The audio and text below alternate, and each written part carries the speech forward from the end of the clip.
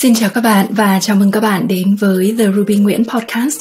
Và hôm nay thì sẽ là một buổi chia sẻ tiếp theo trong series trở về, series Homecoming. Và có lẽ các bạn đã khá quen thuộc với từ trở về trong các bài chia sẻ của Ruby. Đây có lẽ là một từ rất hay. Khi ta nói trở về, không chỉ là trở về với một nơi chốn, một ngôi nhà vật lý, một không gian hữu hình, mà là chúng ta đang nói về câu chuyện trở về với chính mình, với những giá trị cốt lõi, chân thực, những giá trị thuần túy nhất của bản thân. Và đặc biệt khi thế giới bên ngoài kia đang rất nhiều những biến động, những đảo lộn, thì thế giới bên trong chúng ta càng cần phải bình an và vững chãi hơn bao giờ hết. Và bấy lâu nay chúng ta đã quá quen thuộc với việc hướng ra bên ngoài để theo đuổi, để kiếm tìm và đua tranh. Covid xảy ra có lẽ như một lời nhắc nhở. Đã đến lúc quay trở về bên trong. Đã đến lúc trở về ngôi nhà của chính mình. Đã đến lúc trở về để kết nối với những giá trị cốt lõi của bản thân. Thay vì chúng ta buồn phiền vì không được đi du lịch thế giới, hãy tận hưởng một chuyến du lịch trong thế giới nội tâm của chính mình. Và vì thế tại đây, trong không gian của The Ruby Nguyễn Podcast, với mỗi một chia sẻ, Ruby mong muốn được mang đến cho các bạn một thông điệp về sự trở về. Trở về để bình an hơn, để vững chãi hơn và để thành tựu hơn. Và ngày hôm nay, Ruby rất hạnh phúc được mang tới đây giới thiệu với các bạn một vị khách mời rất đặc biệt. Khách mời của chúng ta ngày hôm nay không phải ai khác, đó chính là bạn Phạm Bích Lan, là CEO của công ty Rau Cười Việt Nhật, một công ty mang tới sự bình an và hạnh phúc cho các gia đình bằng những cọng rau hữu cơ và những tác động tích cực tới xã hội cũng như môi trường thiên nhiên. Và có lẽ không cần phải dài dòng hơn nữa, chúng ta sẽ bắt đầu ngay cuộc phỏng vấn ngày hôm nay với Bích Lan để cùng đào sâu, cùng chia sẻ về câu chuyện trở về trong hành trình của Bích Lan nhé. Em chào cô Ruby và xin gửi lời chào đến tất cả các bạn của mình trong cái chương trình podcast ngày hôm nay. Và rất là biết ơn cô Ruby đã cho em cơ hội được đến đây để mang câu chuyện của mình, để chia sẻ với tất cả các bạn, giới thiệu với các bạn về cái hành trình khởi nghiệp của em, cũng là một cái hành trình trở về, hành trình tìm lại chính mình, vun bồi, hàm dưỡng nội lực cho mình để trở thành một người doanh nhân thành công trong bằng an và hạnh phúc, với một cái phương thức kinh doanh còn khá mới mẻ ở Việt Nam mình, đó là kinh doanh phụng sự. Rất là hân hoan khi được chào đón mọi người ở đây ạ. Rồi, cảm ơn Bích Lan rất nhiều. Trước hết là tri ân em đã dành thời gian quý báu của mình để đến đây cùng với Ruby cũng như những khán thính giả của chương trình. Trước hết Ruby vô cùng hào hứng về cái chủ đề ngày hôm nay, kinh doanh phụng sự, bởi vì bản thân Ruby cũng là người luôn hướng theo cái con đường này, luôn hướng theo cái triết lý kinh doanh này. Vì thế vô cùng chờ đón cái buổi chia sẻ của chúng ta ngày hôm nay. Có lẽ đầu tiên Bích Lan hãy quay ngược thời gian, đưa Ruby cũng như những khán thính giả của chúng ta quay trở về cái thời điểm đầu tiên khi mà Bích Lan mới bắt đầu khởi nghiệp. Thì con đường nào đã dẫn Bích Lan tới với cái lựa chọn này? Con đường nào đã dẫn Bích Lan tới với Rau Cười vậy? Con đường mà dẫn em đến với Rau Cười á, thì thực tế là con đường làm mẹ. Khi trở thành một người mẹ, em bắt đầu là mình rất là có sự chú tâm khi mình chọn lựa thực phẩm cho gia đình của mình. Và đặc biệt cái thời điểm mà em bắt đầu vào cái hành trình làm mẹ thì cũng là cái thời điểm mà Sài Gòn rất là nhức nhối về vấn đề thực phẩm, cho nên là càng tạo một cái áp lực cho một người mẹ giống như mình. Và trên cơ sở là mình hiểu về bản thân mình như vậy, cho nên mình hiểu đây là một cái nỗi đau, một cái nỗi nhức nhối của nhiều bà mẹ khác ở tại Sài Gòn, và thậm chí không nói quá là có thể là phải nói là toàn thể Việt Nam mình. Và trên một cái chuyện summer trip, một cái chuyến summer trip trong cái chương trình học MBA của em tại Pháp, thì em mới được trải nghiệm cái cảm giác của một người mua hàng tại một cái chợ, mà cái chợ đó là chợ dành cho người lao động nhập cư của tại Pháp thôi, không phải là chợ nhà giàu. Mà mình thấy rõ được cái năng lượng bình an và hạnh phúc của người bán hàng cũng như là người tiêu dùng. Họ tự nhiên mời nhau những cái bó rau, và cái người mua hàng họ thoải mái sử dụng, họ thoải mái ăn thử và ra quyết định lựa chọn trong một cái niềm bình an. Mà ở đó, mà ngay tại giây phút đó, em cảm thấy là tại sao mà ở một cái đất nước Pháp mà cái điều kiện khí hậu không thuận lợi để mình sản xuất nông nghiệp, mà họ lại có được cái trải nghiệm đó, người tiêu dùng và người sản xuất đều có được cái trải nghiệm đó. Mà tại sao ở một đất nước Việt Nam như mình, nổi tiếng về đất nước xuất khẩu nhất nhì thế giới về nông sản, nhưng mà chúng ta lại trong một trong một cái quá trình mua hàng mình hoàn toàn không có cái trải nghiệm đó. Và ngay tại giây phút đó em đặt ra một cái câu hỏi lớn cho cuộc đời của mình là mình có thể làm được gì để mà giúp thay đổi cái nền nông nghiệp của Việt Nam không? Mình có thể làm gì để mang lại giá trị cho nông sản của Việt Nam không? Và đó chính là cái hành trình để mà em quyết định nghỉ việc ngân hàng sau 7 năm gắn bó. Tại vì xuất phát điểm của em không phải là học về nông nghiệp, mà em học về tài chính và làm về trong ngành tài chính ngân hàng, làm tại một ngân hàng mà mình gắn bó đã 7 năm. Và cái thời điểm đó là cái thời điểm em quyết định với những cái câu hỏi lớn, làm cái lý do cho mình để bắt đầu mình khởi nghiệp. Mình quyết định nghỉ cái ngành ngân hàng, một cái nơi mà em gọi là cái vùng an toàn của mình. Vì mình đã biết quá rõ về cái lĩnh vực của mình. Mình học 4 năm đại học, rồi học thêm những kỹ năng, vun bồi những cái kỹ năng của mình trong cái quá trình làm việc, mà mình quyết định mình nghỉ để mình dấn thân vào cái con đường nông nghiệp với một cái khát khao, đó chính là mình thay đổi cái cục diện nền nông nghiệp Việt Nam, đồng thời là mình giúp giải tỏa cái nỗi đau của những cái bà mẹ giống mình. Đó là cái tiền đề cho Rau Cười ra đời. Dạ, biết ơn cô cho em cơ hội để chia sẻ cái hành trình của mình. Cảm ơn Bích Lan đã cho chúng ta quay ngược trở lại thời gian để đến với cái thời điểm khi em mới bắt đầu khởi nghiệp. Nào, Ruby hiểu được rằng nó xuất phát từ một cái mong muốn, một cái nỗi đau cá nhân, đúng không nào? Từ một cái tâm nguyện của một người mẹ muốn cho con mình có những cái thực phẩm an toàn nhất, đúng không? Và rồi mình dấn thân vào một cái lĩnh vực mình đang chưa biết gì, phải không nào? Và mình rời bỏ khỏi cái vùng an toàn của mình, cái ngành ngân hàng mà mình đã làm trong nhiều năm. Ruby đoán rằng đây không phải là một quyết định dễ dàng với em chứ? Thực tế là nó không dễ dàng, mà nó còn thực tế là nó rất là khó khăn cô ạ. Bởi vì một cái mà mình biết được là mình đã làm một cái hành trình rất là quen thuộc, đúng vào cái sở trường mà cái ngành ngân hàng là cái ngành ước mơ của mình. Vào những cái năm cấp 3 chỉ cần được vào học viện ngân hàng, mình diễn tập cái ước mơ đó rất là nhiều lần, và mình được làm. Sau khi mình được học viện ngân hàng rồi á, thì cái ước mơ mình được mặc sơ vin, mình được làm, mình được phụng sự khách hàng ở trong cái thời điểm đó là ước mơ của mình. Và khi mà mình làm mình cảm thấy rất là hạnh phúc. Nhưng mà tới cái thời điểm mà mình nhận ra được là cái nỗi đau rất lớn mà mình cần xoay chuyển đó, thì cái nỗi sợ bên trong mình nó có chứ, làm sao mà mình không chân thật được.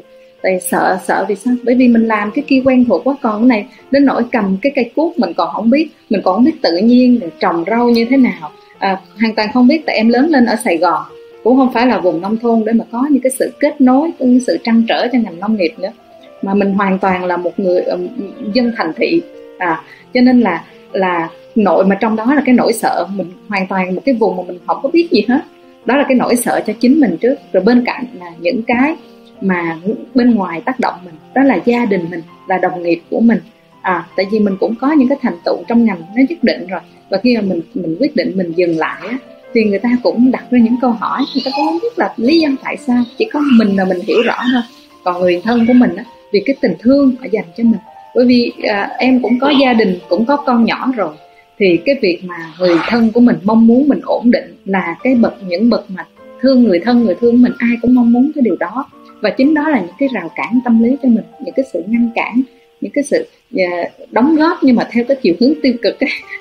Tức là càng tăng thêm cái nỗi sợ trong mình. Ví dụ như là ba em sẽ hỏi là con có thị trường chưa, con có thị phần chưa, con có sẵn đơn hàng chưa, mà làm gì có, một người khởi nghiệp làm gì có mấy cái đó trước đó. Nhưng mà bởi vì những cái điều đó là những cái rào cản mà khó khăn nhất của một người mà mình quen với công việc cũ của mình rồi, và bây giờ mình bắt đầu mình dấn thân vào cái bước ra khỏi cái vùng an toàn của mình để mình vào một cái vùng không biết, mà ở đó là cái cơ hội phát triển của mình rất là lớn nếu mà mình hiểu được cái tiềm năng của cái sự không biết đó, đúng không cô ạ? Đó là cái mà em đã phải vượt qua trong cái giai đoạn mà mình bắt đầu. Đúng, Bích Lan khiến cho Ruby nhớ tới cái thời điểm mình cũng bắt đầu khởi nghiệp. Cái thời điểm mình mới nhen nhóm ra một cái ý định, một cái mong muốn trở về Việt Nam, thì Ruby đã vấp phải không biết bao nhiêu sự phản đối. Mà cái sự phản đối kịch liệt nhất lại đến từ những người gần gũi mình nhất. Thực sự là như vậy. Và cụ thể đây đó là cha Ruby, mẹ Ruby, anh chị em của Ruby. Những người mà như em nói đấy thương mình, mà họ nghĩ tại sao lại phải đang ở một cái nơi an toàn, những thứ mình đã biết, đã quen, làm và đã có kết quả rồi, tại sao bây giờ phải dấn thân vào một lĩnh vực hoàn toàn mới? Và như em nói đấy, đã có khách hàng chưa? Đã biết sản phẩm của mình là gì chưa? Dĩ nhiên chúng ta chưa thể có ngay những câu trả lời này, đúng không nào? Thế nhưng mà cái thời điểm đó là cái lúc mà Ruby thực sự thấm nhuần và cảm nhận được cái sức mạnh của một câu nói, đó là trong tiếng Anh họ nói rằng when the why is strong enough, the how will follow. Tức là khi cái lý do của mình đã đủ mạnh thì cái gọi là làm thế nào nó sẽ từ từ xuất hiện. Cái làm thế nào nó sẽ theo sau. Cái lý do, cái mục đích, cái khao khát bên trong của mình. Và thực sự Ruby, đó là cái thứ mà Ruby bám víu vào. Đó là cái thứ mà Ruby thực sự nương tựa vào. Và liên tục vun bồi và củng cố lại cái lý do của mình, tại sao mình phải làm cái công việc này. Nó không còn câu chuyện là tôi thích làm, tôi muốn làm nữa rồi, mà nó trở thành một cái sức mạnh của việc phải làm á. Thì khi đó những cái how, những cái cụ thể chi tiết dần dần nó sẽ xuất hiện, nó theo sau cái lý do của mình. Cảm ơn em đã chia sẻ. Thế thì Ruby tò mò, tại sao khi mình khởi nghiệp rồi đấy, tại sao lại là cái tên Rau Cười? Cái tên này nó thứ nhất là nó khiến cho Ruby có ấn tượng rất mạnh, có một sự tò mò, và cũng cho mình một cái cảm giác rất là gần gũi, thân thiện. Thế thì cái tên Rau Cười này đặc biệt có ý nghĩa gì vậy em? Thực tế ra là cái tên mà mình nghĩ ra là Rau Cười á, nó cũng là gắn với là cái lý do mà mình bắt đầu cái dấn thân vào cái con đường nông nghiệp. Bởi vì hồi nãy em có chia sẻ, bởi vì mình không có được cái trải nghiệm bình an khi mua hàng, cho nên là cái nụ cười là cái mà mình mong muốn được đạt đến nhất, và mong muốn là thông qua những cái sản phẩm của mình mang đến những cái điều này, mang đến cái nụ cười, một cái nụ cười viên mãn cho cái người tiêu dùng, cho cái người sản xuất, cái người đã dồn hết tình thương, dồn hết cái sự chăm bẵm của họ cho những cái sản phẩm rất là chân thật như vậy đó. Và kể cả niềm vui cho cái người bán hàng, những người kinh doanh cái sản phẩm của Rau Cười á, họ cũng cảm thấy được là cái sự bình an, hạnh phúc ở trong đó. Đó là cái mà em thiết kế cái logo của mình. Trong đó có một cái hình trái tim, và trong đó là 4 cái hình mặt cười.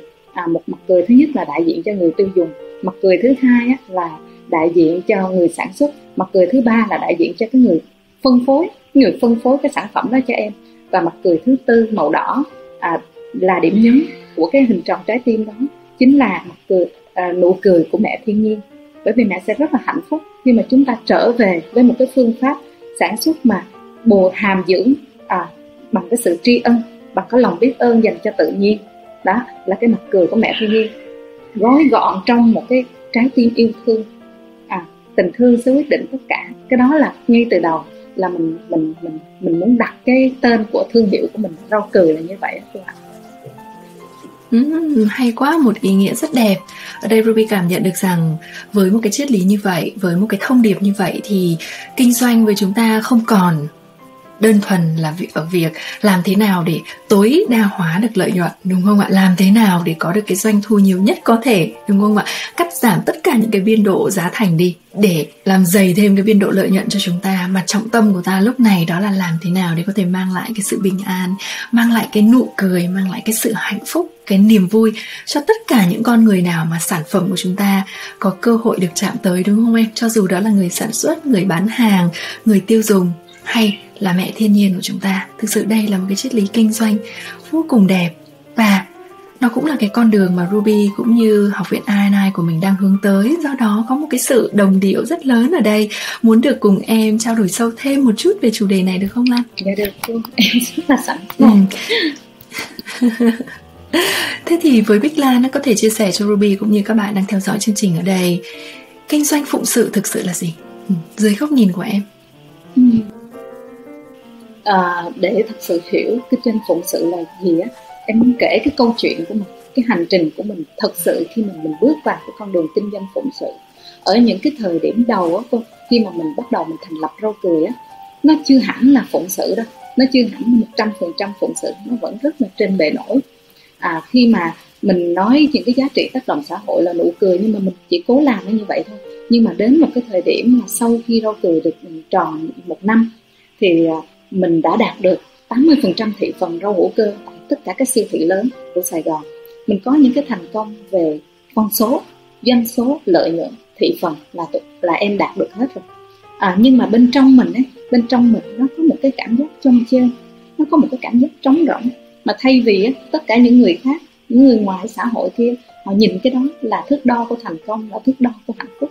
Nhưng mà tự nhiên trong mình nó lại một cái cảm giác rất là khó chịu, mà mình không cảm nhận được cái hạnh phúc của những cái con số này nó mang lại, một cái sự không bình an, một cái cảm giác rất là trống rỗng, và nó cuốn mình, nó đeo bám mình từ ngày này qua ngày nọ, từ sáng đến tối đó.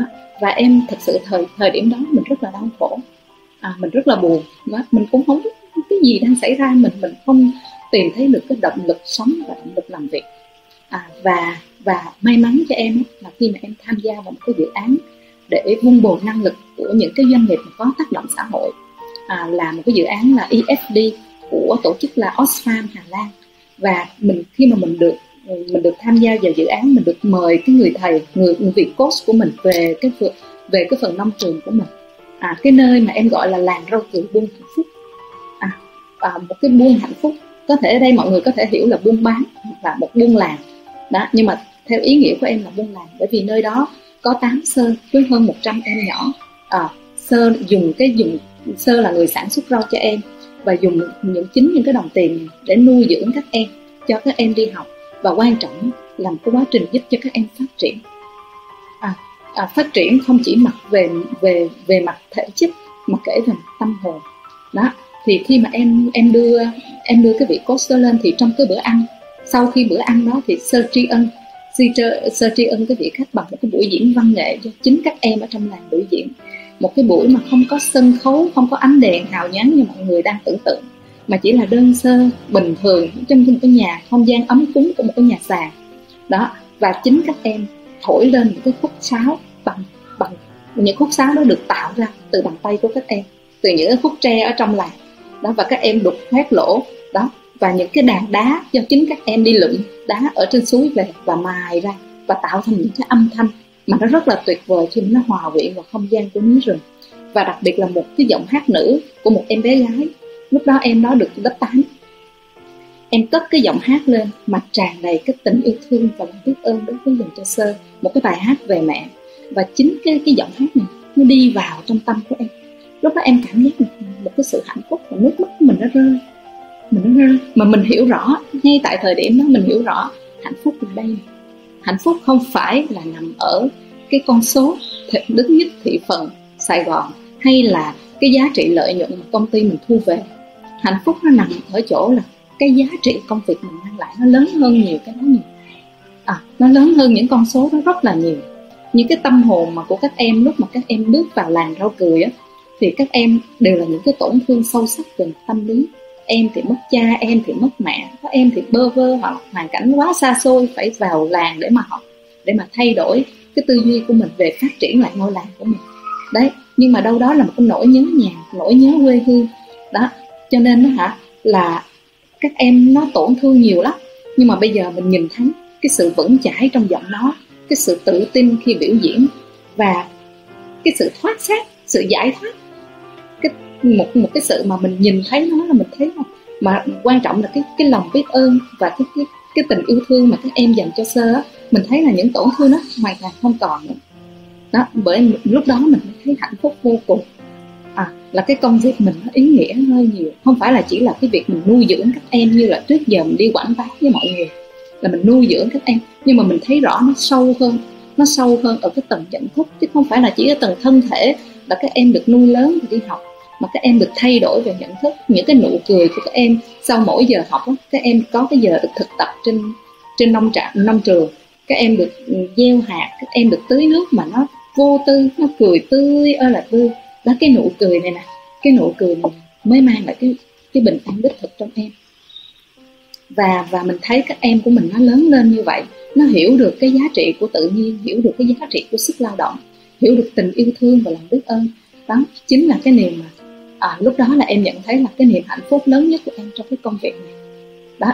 Và lúc đó em mới xoay chuyển mô hình của mình thành mô hình kinh doanh phụng sự, chứ không phải là một đơn vị kinh doanh bình thường nữa, và chỉ là những cái tác động xã hội chỉ là mình nói đó. Thì kinh doanh phụng sự lúc đó khi mà mình chú tâm vào đó, mình thực sự là mong muốn đưa doanh nghiệp mình trở về giống như cái hành trình mình trở về, mình tìm lại chính mình với những cái giá trị chân thật, không phải là giá trị vật chất ở ngoài kia để đo đạc cái sự hạnh phúc bình an của mình, mà là giá trị của một con người, cái tình thương trong mình, cái lòng biết ơn trong mình đó.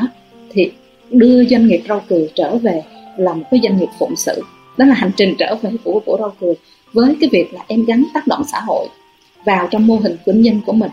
Nó là một phần của doanh nghiệp của mình, chứ nó không phải là nằm hoạt động tách rời. Nó hoàn toàn khác với hoạt động từ thiện mà mọi người hay hướng tới. Từ thiện á, là có nghĩa là mình làm, mình tập trung, mình phát triển, mình có tiền mình mới quay lại, mình có tiền và có thời gian mình quay lại, mình hoạt động cho những hoạt động từ thiện, những hoạt động CSR. Còn cái này nó hoàn toàn khác, nó được tính toán, mình đưa nó vào một mục tiêu kinh doanh, một mục tiêu sống còn của doanh nghiệp mình, là lý do của mình tồn tại luôn. Nó trở thành một cái lý do để mình tồn tại và phát triển, chứ không phải là nó là một hoạt động để mình phát triển rồi mình mới đi làm nó. Đó, gắn cái hoạt động cho đi vào cái hoạt động làm việc của mình như vậy. Đó là đó là hành trình mà của Rau Cười trở thành một cái doanh nghiệp phụng sự. Đó. Rất là cảm ơn cô cho em được trải lòng. Cảm ơn em, một cái hành trình rất đẹp và ý nghĩa đúng không nào? Và qua đây chúng ta cũng hiểu được cái sự khác biệt giữa một doanh nghiệp kinh doanh phụng sự và một doanh nghiệp kinh doanh thuần túy hay một doanh nghiệp kinh doanh truyền thống. Đó là doanh nghiệp kinh doanh phụng sự thì sẽ lấy cái tác động xã hội, hay nói cách khác lấy việc cho đi, lấy việc phụng sự là một cái trọng tâm cho doanh nghiệp đó, là một thậm chí là lý do mà doanh nghiệp đó tồn tại. Biến việc cho đi trở thành trọng tâm của mọi hoạt động chúng ta làm, đúng không ạ? Chứ không phải biến việc cho đi giống như một cái gọi là after effect. Sau khi chúng tôi đã thành tựu rồi, sau khi chúng tôi có doanh thu, doanh số rồi, chúng tôi sẽ cho đi một phần. Không phải giống như một cái lớp kem chúng ta trang trí lên trên một chiếc bánh để cho nó đẹp hơn. Mà thực ra phụng sự ở đây, cho đi ở đây, tác động xã hội ở đây là một nguyên liệu ta cho vào ngay từ những cái bước đầu tiên để có thể nướng lên chiếc bánh đó. Có phải không ạ? Nó giống như một cấu thành của doanh nghiệp vậy. Cảm ơn em đã cho chúng ta hiểu hơn về cái giá trị này. Vậy đó là hành trình trở về của doanh nghiệp Rau Cười, đúng không ạ? Trở về với những cái giá trị cốt lõi, trở về với cái sứ mệnh phụng sự của mình. Thế còn cá nhân Bích Lan thì sao? CEO của Rau Cười, hẳn rằng em cũng có một cái hành trình trở về với chính mình của riêng em, đúng không? Thế thì cái hành trình đấy của em diễn ra như thế nào? Những cái cách mà em có thể quay trở về với con người bên trong để thực sự kết nối với cái bản thể đó, em có thể chia sẻ với Ruby và các bạn ở đây được không? Dạ, em sẵn lòng cô ạ. Khi mà em bắt đầu em nhận thức được những cái vấn đề của mình, những cái thách thức của trong cuộc sống của mình, nó thường xuyên nó xảy ra, và bắt đầu là em mới nhìn nhận ra là mình cần phải quay vào bên trong.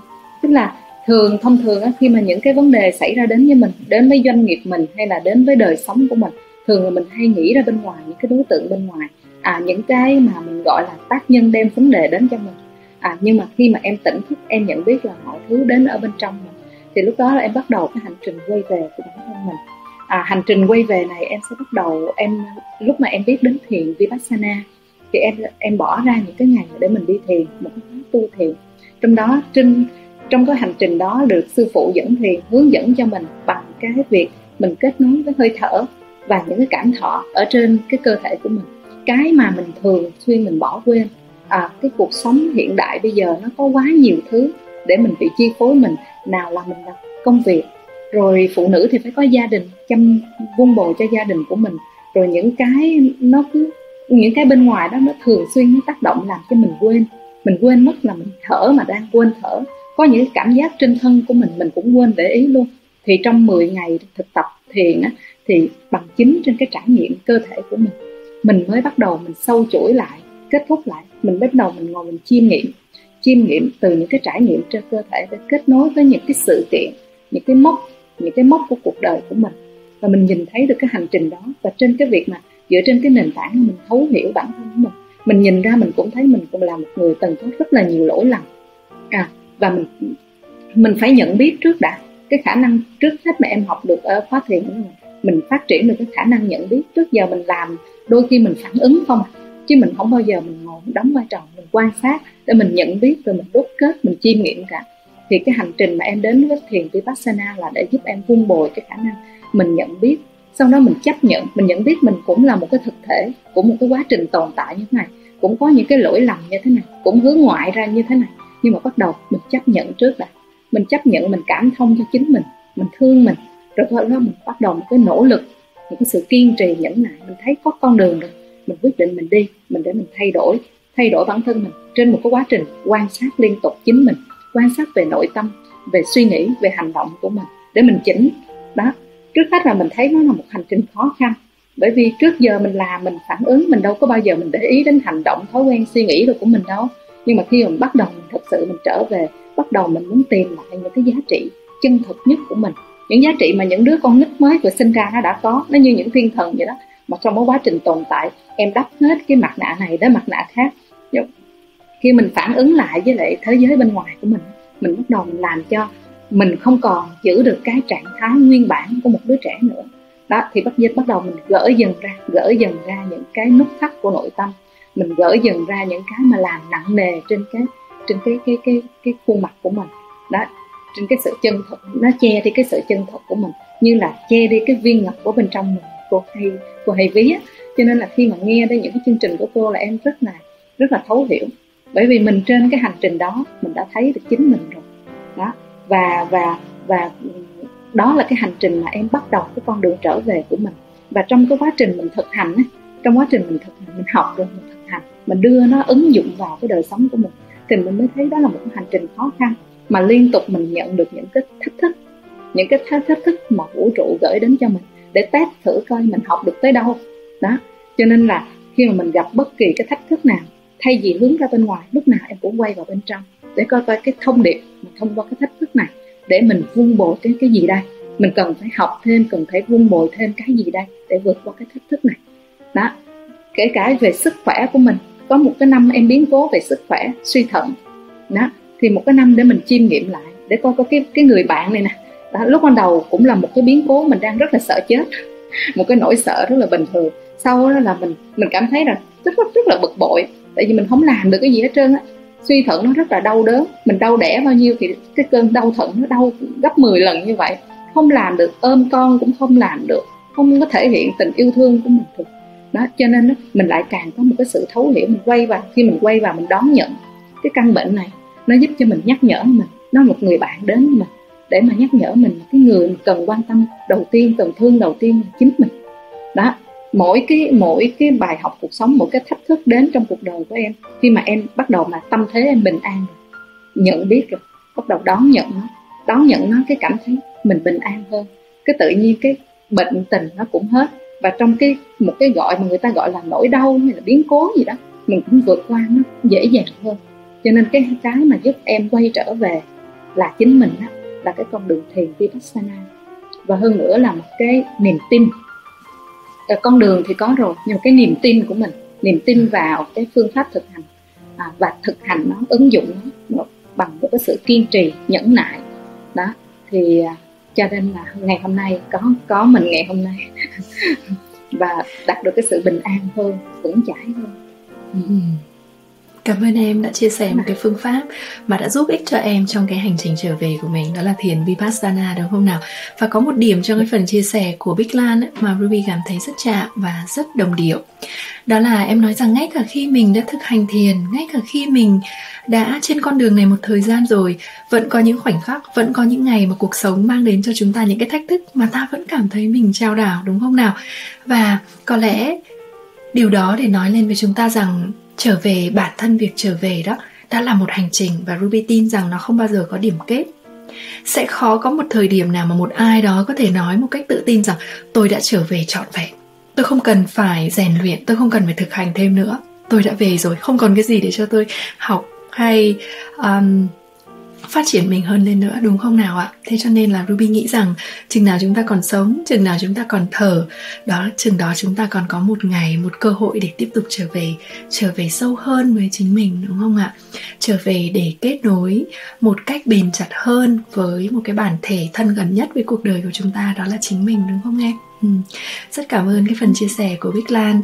Và cả buổi trò chuyện ngày hôm nay chúng ta đã nói rất nhiều tới sự trở về của một doanh nghiệp với cái giá trị cốt lõi của nó, và trở về với cá nhân của mình, với bản thể của chúng ta. Thế thì có lẽ đến lúc này Ruby cũng rất muốn hỏi Bích Lan một câu hỏi mà Ruby luôn dành cho những khách mời của mình, đó là bạn định nghĩa thế nào là trở về? Bích Lan có thể chia sẻ cái góc nhìn của mình được không? Với em á, là cái sự trở về tức là chỉ là mình tìm lại chính mình, tìm lại với những cái mà giá trị cốt lõi của mình với tất cả những cái lòng biết ơn, những cái giá trị chân thực của một con người sự chân thành, lòng biết ơn, tình yêu thương. Tình yêu thương trước hết là dành cho chính mình, trên cơ sở, trên cái nền tảng hiểu biết, hiểu rõ chính mình, cảm thông cho mình, chấp nhận mình, thì từ đó nó mới phát sinh ra cái tình thương dành cho người khác. Mở rộng cái dung lượng trái tim của mình hơn. Để mà thực tập được mở rộng cái tình thương lớn, mở rộng cái dung lượng trái tim, thì trước hết là phải thực tập trên chính mình trước.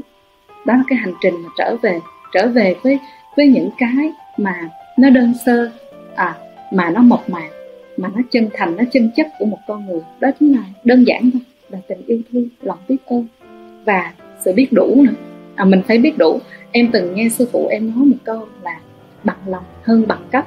Có những người mình đạt được rất là nhiều thứ mà mình không có một cái sự bằng lòng, không có thấy biết đủ, mà không biết đủ thì làm sao mà biết ơn được. Đó chính là phải cái phương châm sống của em là phải biết đủ, biết ơn và yêu thương. Đó, thì cái này nó hình thành một cái nội lực ở trong mình, mà để mình luôn luôn vững chãi trước những cái thách thức, trước những cái bài học mà vũ trụ gửi đến cho mình, những cái thách thức mà vũ trụ gửi đến cho mình, để mục đích là để mà mình nhận ra bài học và phát triển hơn. Và trên cái hành trình phát triển của mình, em nhận thấy cái sự trở về như vậy của em. Cảm ơn em, một cái góc nhìn rất hay, rất sâu sắc về sự trở về. Và đến đây Ruby cũng rất là muốn bày tỏ cái sự tri ân, sự biết ơn đối với em đã dành cho chúng ta một buổi chia sẻ rất thú vị, đầy ắp những cái thấy, những cái hiểu rất sâu và đồng thời cũng rất đơn sơ, rất giản dị.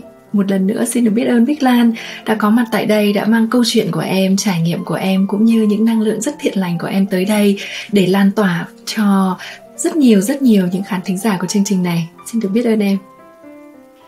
Dạ, em rất là biết ơn cô, và cũng mong muốn gửi đến một thông điệp với mọi người là hiện tại cái thay đổi là một cái phần tất yếu của cuộc sống mà em thấy, và với những ai mà đang thực sự kinh doanh thì cái sự thay đổi này nó là sự thay đổi thường trực trong từng ngày, từng giờ và thậm chí là từng phút, và đặc biệt là trong cái diễn biến Covid hiện nay đó. Cho nên là đứng trước cái sự thay đổi này thì một cái tâm thế vững chãi và một cái nội lực bên trong của mình, hay chính xác hơn là cái động lực, là cái yếu tố cần thiết hàng đầu đối với một cái chủ doanh nghiệp để mình có thể vượt qua những cái ngoại cảnh ở bên ngoài đó.